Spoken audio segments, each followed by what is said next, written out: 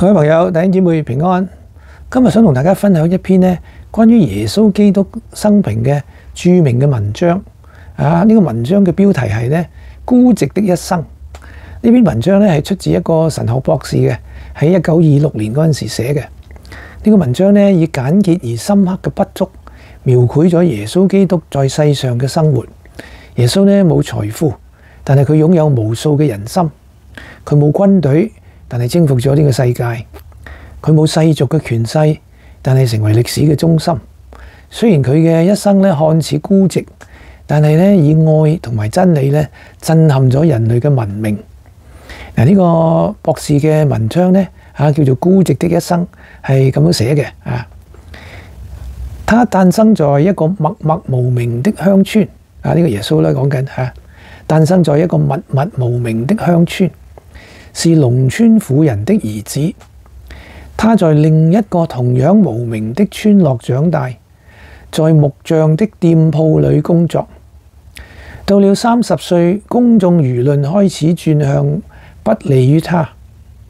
他從未寫過一本書，沒有擔任任何公職，沒有受過高等教育，也未曾踏足過大城市。他一生從未離開過居住地超過200里，沒有做過世人所謂的偉人之舉。除了他自己他沒有任何世俗的資歷。他僅33歲，他的朋友離棄他，其中一個否認他。他被交在敵人手中，經歷羞辱的審判。他被釘在十字架上，和2個強盜同列。他死的時候，士兵為他唯一的財物就係佢嘅衣服而抽籤分取。他死後葬在一位憐憫他的朋友所捐出來的墳墓。19個世紀過去了，今天耶穌基督仍是人類歷史的首要人物，是人類文明進程的真正領袖。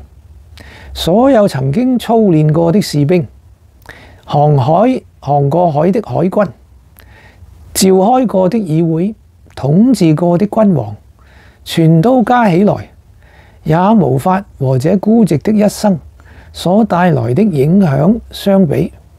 講得好耶穌嘅影響力係勝過世人加埋起來所有嘅世人加起來都冇耶穌嘅影響力咁大嘅。耶穌嘅偉大不在於外在嘅榮華，係在於佢所彰顯嘅神聖同使命。佢嘅孤寂唔係失敗，而係救贖嘅道路。佢嘅卑微唔係軟弱，而係神愛嘅彰顯。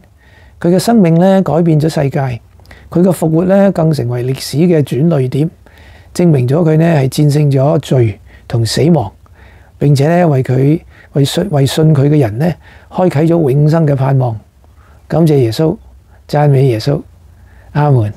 好，今日分享到此為止，下次繼續，下次再見，拜拜。